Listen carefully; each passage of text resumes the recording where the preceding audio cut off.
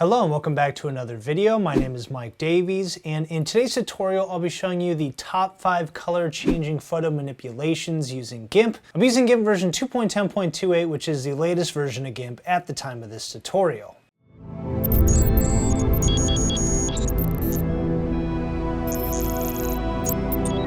Before I get into that, don't forget to check out my website at daviesmediadesign.com. As always, I have tons of video tutorials on here and tons of free software help articles, so definitely check that out.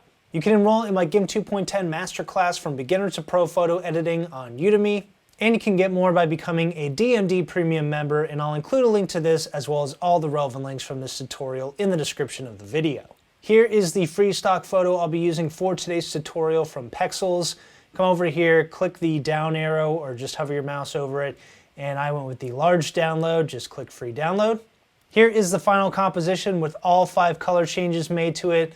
So here is a before, here is an after, and here it is without the background color change. So we'll be changing the color of the hair, the eyes, the lips, the nails, and the background. So let's get started. I'm going to open up my File Explorer, and here is the photo I downloaded. So just click and drag this onto the little Wilbur icon here and release. It'll ask me if I want to convert this to GIMP's native color space. I'll hit convert. So the first item we'll change the color of in our photo will be the eyes. So we're going to start by zooming in. So I'll hold Control and use the mouse wheel to zoom in. And I'll come over here, let's double click and rename this original and hit the Enter key. And just hit the duplicate icon. And we're going to rename this eye color, hit the Enter key. So now we've got 2 versions of our photo over here in the layers panel. So I'll hold Control, zoom in even further. So what I'll do now is come over and click and hold that second tool group here and go with the ellipse select tool. And I'm just going to click and drag from near the center of the eye while holding the Control key. And if I hold the Shift key, you'll see I have this set to fixed aspect ratio with 1:1. If you don't have that set to that, just come over here to the drop down, choose aspect ratio, and set this to 1:1. So that'll give you a perfect circle. I'll hold Control, zoom in a bit more. So you can see this has already done a pretty good job of drawing a perfect circle. And if I hover my mouse over the sides of the circle, I can click and drag these little handles. And what I'm doing is just adjusting this until it matches up here with the shape of the eye here, the shape of the iris. So the eye is not going to be a totally perfect circle. But next what I need to do is I need to mask out this area here. So anything that is not the iris of the eye. So I'll come over here to the third tool group, click and hold this, and grab the free select tool. And over here under mode, I'm going to change this to subtract from the current selection. You can also just hold the Control key, but I'll click on this mode here. And I'm going to hold Control and zoom in. So you'll see there's a little negative sign there on my mouse pointer. That means I'm in subtract from current selection mode.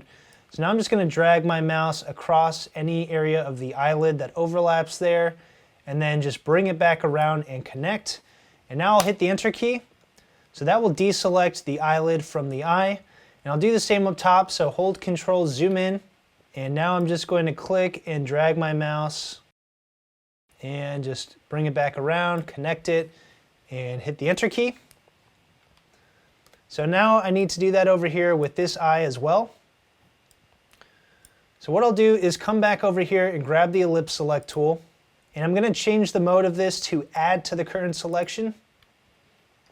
So now you'll see a little plus sign for my mouse pointer there. And I'm just going to once again click towards the center, hold Control and the Shift key, and just drag it until it matches that pretty well. Hold Control, zoom in with the mouse wheel. I can always click inside the middle of this to move this around, reposition it. And now I'm going to hold the handles out here, so click and drag the handle until that matches up. And then once again, I'll come over here to the free select tool or the lasso tool. Make sure the mode is set to subtract from the current selection. And now I'm just going to hand draw over the eyelid there and connect it, hit the Enter key, and same thing right here. and I'll hit the Enter key. So now I'll hold Control and use my mouse wheel to zoom out. And you'll see here we now have both eyes selected. So I'll come over here to the eye color layer, right click, and go to Add Layer Mask. Under Initialize Layer Mask 2, I'll choose Selection and click Add. And so you should see black for all of the area outside these two little selection areas, and then it's hard to see right now because this is smaller. I can come over to this little triangle menu here, click on that, and then let's go to Preview Size, and let's go with Extra Large, so we can see it a little better there. Just two white areas here. Once you have the layer mask, hit Control-Shift-A to deselect the selection area, or go to Select None. And then you're going to click on the photo. So click off of the layer mask, you'll see a white outline here around the photo. And now we're going to go to Colors, Hue Saturation.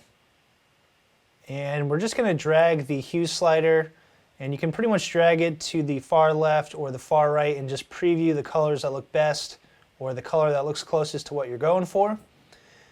And I'm going to go with something around green right here.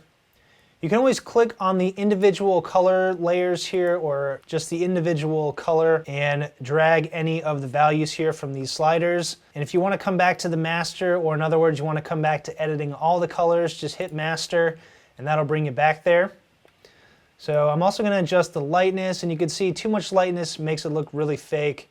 I can also darken it if I wanted to.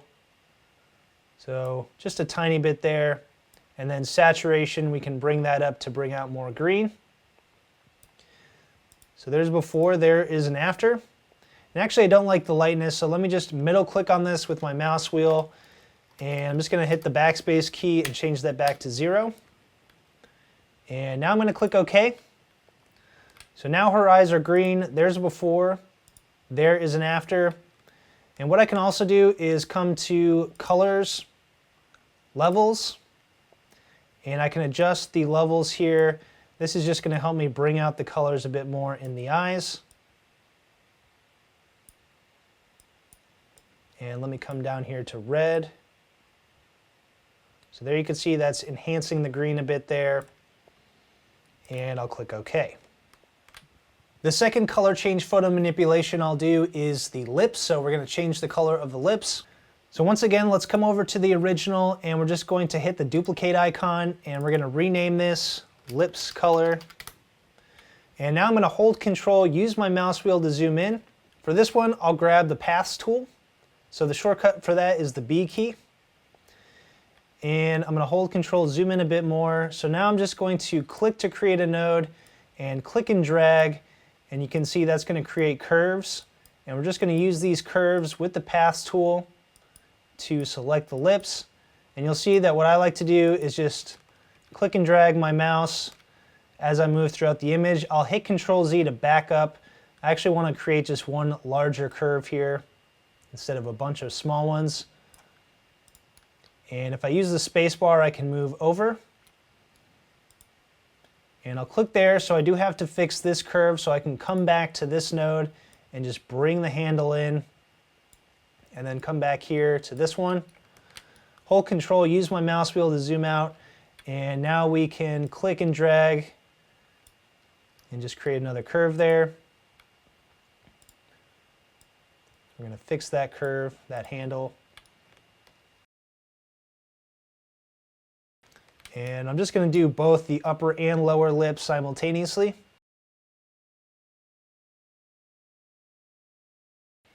And we'll come back here, just that. Hold Control, zoom in with the mouse wheel. Hold Control and click to create a union. Hold Control and then click and drag this handle. And hold Control, zoom out with the mouse wheel. So now the lips are selected there with the Paths tool.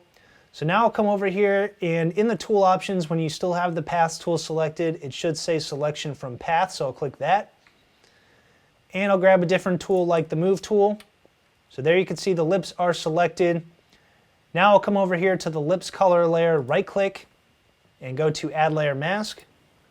Under Initialize Layer Mask 2, once again we'll go with Selection and click Add. And I'll hit Control-Shift-A to deselect that. Click here on the original layer. And once again we can go to Colors, hue saturation, and we can adjust the colors of the lips. So this is the same technique as before. You can decrease the saturation, which takes out some of the intensity of the color. You can increase it, and you can play around with individual color channels there. That looks fine to me, so I'll click OK. Something else you can do, so let's say you don't like how crisp the lines are here between the colors. You can come over here and click on the layer mask and go to Filters, Blur, Gaussian Blur, and you can just crank this up as much as you need to. You'll see what that does is it blends the lines here. So you don't want to do it too much because then it's just going to smudge too much, but here's a before, here's an after, so it just kind of softens those lines. Maybe I'll do it a bit less, and I'll click OK. So I'll hold Control, use my mouse wheel to zoom out. The third color change photo manipulation I'll perform here will be changing the hair color. So once again, we'll come over to the original layer, duplicate this, and double click to rename it hair color. Hit the Enter key. So now I need to select the hair, and obviously this part's a little difficult because there's all these hairs sticking out. But what I'll do is come over here and click and hold the third tool group and go to Foreground Select. And the first tool that it's going to give you is the lasso tool or the free select tool. So we're going to loosely select just the hair. You don't have to select all of the hairs that are sticking out, but you do want to get the major ones. So we're just going to go around all that. And then we're going to come down here, make sure we circle around the hair there. Come back up. We will keep that darker part of the hair. And then we're going to cut in here and just go around the face. So we are keeping all of this hair in here, but nothing else. And you do want to get some of this area here because there's some red color that's reflecting onto her skin. And I'll just connect that. So once that's connected, hit the Enter key. That should take you to the Draw Foreground mode, so you should have a paintbrush now. And you can decrease the size of the stroke or increase it over here using stroke width. And I'll hold Control and zoom in a little bit. So now I'm just going to select the main parts of the hair, and it doesn't matter what foreground color you have right here. Mine's set to yellow because that's what I have over here. So we're just going to select all the main parts of the hair, including this dark part. And I'll hold Control, zoom in, and I can use the left or right bracket keys on my keyboard to decrease the size of my brush. I'm going to make sure I select all the hair right here. So the foreground select tool is going to do most of the work for us, but we do want to make the work as easy as possible for the foreground select tool. So we're just going to make sure we select some of these hairs here and decreasing the brush again, just a couple of small spots out here so it knows that this is part of it as well. Hold Control, zoom out. We'll also come over here, hold Control, zoom in, increase the size of the brush using the right bracket on the keyboard and just get some of this main red hair over here. So that should be good enough. Let me get one more spot there. Hold Control, zoom out. Once you're ready, hit the Enter key again. And now you'll see here it's done a pretty good job of selecting the hair. So now I'll hit the Enter key one more time. And we'll come over here to the hair color layer. Once we have the selection there, right click and go to Add Layer Mask. We'll make sure selection is chosen once again. Hit the Add button. So there you can see our layer mask is in the shape of the hair. So let's hit Control-Shift-A to deselect that. And we're going to click on the main photo. And once again, we'll go to Colors, Hue Saturation. And now we can play around with this. So you can see there are a ton of options for what color we can change your hair to. And of course, you aren't limited by the first color that shows up here, because really you can just use this to get a general color. So for example, if you wanted to go blonde, go more on the yellow side. And then you can start playing around with things like the lightness and the saturation. And I'm not gonna lie, blonde is one of the harder colors to achieve, especially when the model already has dark hair. But as I mentioned, you can click on an individual color channel there, and you can play around with some of the values of that individual color. So for example, maybe we wanted to take out some of the greenish colors and enhance the red or the yellow color here. And we are going to clean up this area right here. But for now, I'm actually going to reset everything. So let me come over here and hit reset. And I'm back on the master. I'm just going to come back here and go with more of a purple color for the hair, like so. Increase the lightness a tiny bit and the saturation as well. And I'll click OK. You can also go to colors, levels once again, and adjust some of the levels here of the hair. Probably not totally necessary in this case, but just another way to sort of tweak the colors here and just the way it looks. You can also come over here to each color channel and just sort of tweak these individually. And you can see we're getting some various shades of purple here. So you can really get exact with the type of hair color that you end up with or the quality of the color. So there's a before and there is an after with these levels adjustments. So as I said, I wanted to clean this area up. So let me hold Control, zoom in. It's good to have some of the color here. Actually, I don't really want to touch any of this stuff, but over here I do want to clean this up a bit. So what I can do is come over here and click and hold the paintbrush tool and come down here to where it says airbrush. And as you can see here, the force is turned down. That just means the colors are going to come out of the airbrush nice and slowly.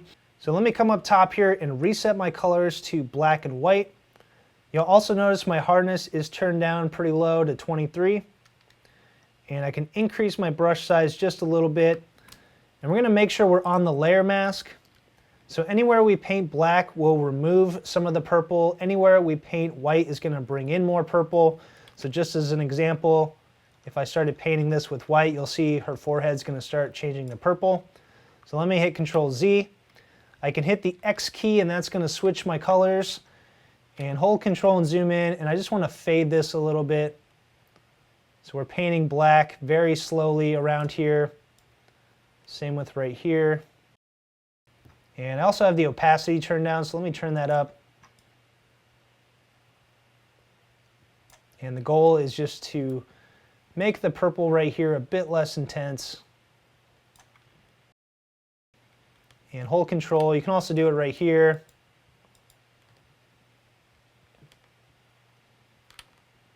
And I think for the most part that looks pretty good. So if I hit Control Shift J, that'll center my image back up. And now I'm going to shift click on this eye icon. This is the before. And then shift click again. This is what we're looking at so far. So far we've changed the color of the hair, eyes, and lips. Next up we're going to change the color of the nails. So it'll be the same setup. We're going to duplicate this. We're going to rename this to nails color. Hit the enter key. But next what we're going to do is hold Control, zoom in, and we're going to turn on the quick mask. So I can do that by coming over here and clicking this little icon, and that will bring on this sort of red color, this overlay. And now I'll come over and grab the paintbrush tool, and I have the size turned down quite a bit, and the hardness and the force are also turned down. You could probably turn the force up a bit. But now I'll hold Control, zoom in, and actually let's increase the hardness slightly as well and just tweak the size of this down a bit. And make sure your colors are set to black and white. Just hit this little button here to reset these to black and white. We're going to flip this over to white for now. So anywhere you paint white on the quick mask is going to reveal the original colors below. And again, I'm going to decrease the size of this using the left bracket on my keyboard. And now we're going to scroll up and do the same thing here.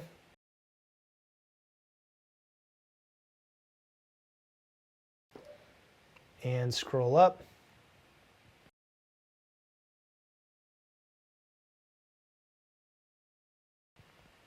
And if you paint too much like this, you can always hit the X key to switch back to the black color here. And whenever you paint black on the quick mask, it'll bring the quick mask back over it, the red overlay. And let me just make sure I paint that with white. So hold Control, zoom out. Once the nails have been selected, I'll come over here and toggle the quick mask back off. And now you'll see we have a selection area around the nails. So I'll come over here, right click on the nails color layer and go to add layer mask. And I'll choose selection here and click add and hit Control Shift A to deselect that. So once again, we're going to change the color of this. So I'll come over here to the original photo and go to colors, hue saturation, and we're just going to tweak these. So maybe I'll go with like this aqua color here. We can also adjust the lightness. So here's before, here is an after, and I'll click OK. So hold Control, zoom in. If you think there's too much of this color going on around the nails, too much of a halo, you can always go to Colors, Map, Rotate Colors, and you can try to find a color that's closest to this. This is like a dark blue. And maybe narrow the range of colors here. And then you can change it to whatever color is inside these arrows. So maybe closer to a skin tone there. So there's a before. You can see there's a bit more haloing. There's an after. Let's minimize that quite a bit. So now I can come over here and click OK. And hold Control, zoom out. And you can always come back to the colors, hue saturation after the fact and continue to adjust this. The colors will be different each time you use this as you change the original color. So there you can see now we're getting more yellows and just tons of colors to choose from there, but I'm just going to exit out of there. So the last color change photo manipulation I'll show you is the background. In this case, we have a lot of the same colors going on, both in the outfit that the model is wearing, so the white sweater here, as well as the background itself. I'll use a slightly different technique for changing the color of this. I will start using the foreground select tool, so I'll come over here and grab the foreground select tool from my toolbox, and I'll hold Control, zoom in. I'm just going to, once again, loosely outline the hair. But in this case, I'm also going to keep the skin tones. So I'm just going to go right around here wherever there are skin tones showing and connect that. Hit the Enter key. And so the next thing, once again, is the paintbrush tool. So now I'm just going to tell the algorithm here what colors I want to keep as the foreground. So make sure it knows we need to keep the face.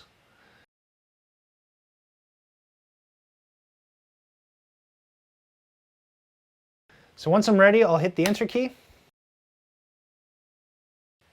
So here you can see we have the hair and the skin tone selected.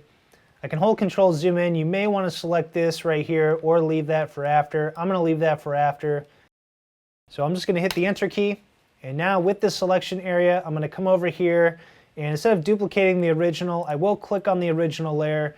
But now I'm going to create a new layer and just name this color. And make sure it's filled with transparency and click OK. Now I'm going to right click and go to Add Layer Mask. And under Initialize Layer Mask 2, I'll choose Selection, but this time I'll go with Invert Mask because I want to keep everything outside of the selection. So I'll click Add. So now you'll see this area here is black, which means it's hidden, and everything outside will be white. So now I'll hit Control-Shift-A to deselect that. I'll come over here and I'll click on the layer, and then I'll come over to the foreground swatch. And here you can choose whatever color you want. I went with this yellowish color in the original, so just sort of drag your mouse, get to the yellow area, and you can drag this around too. You can go with any of the colors in here really, but I'll just go with this yellow color and click OK. And now all I need to do is click and drag this on top of that layer. And of course, this needs to be faded out. So what I can do now is make sure I'm still on this layer, come over to layer mode and just scroll down. You can pretty much go with either HSL color or LCH color. So I'll go with HSL color, and there you can see it's made everything yellow in the background. And I can also adjust this so I can decrease the opacity if I want. So I can get that to the right level.